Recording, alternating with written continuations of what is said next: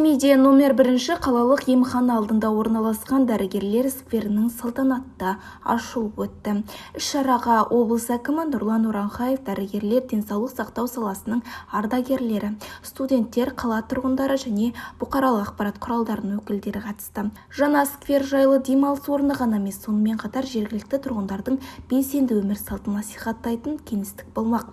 Сквер медицина қызметкерлерінің өз істеріне адалдығы мен адам денсаулығын сақтауда атқарып отырған өлшеусіз еңбектеріне алғыс пен ризашылықтың символы болады. Жаңа сквердің жалпы ауданы 6000 шаршы метрді құрайды.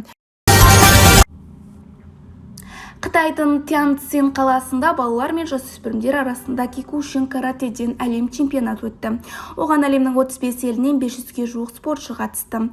Турнирде Қазақстан құрамасы тамаша нәтижелердің арқасында командалық есепте бірінші орынға иеленді. Құрама сапындағы Абай облысының спортшылары ерекше көзге түсті. Ерасыл Өміржановтың жетекшілігімен спортшылар лайықты дайындықтарын Абай облысының атынан көрсете білді. Абай облысының 2020-2025 жылдарға арналған қоршаған ортаны қорғау шаралар жоспарының іске асыру шеңберінде 2024 жылдың 5 қазанында табиғи ресурстар және табиғат пайдалануды реттеу басқармасы мен Жаңасемей ауданына қарасты Шаған ауылының маңайындағы Ертіс өзеніне 128 мың сібір бекіресінің шабағы жіберілді. Бұл шаралар Ертістегі сібір бекіре тұқымдас балықтардың популяциясын жандандыру мақсатында жасалып жатыр.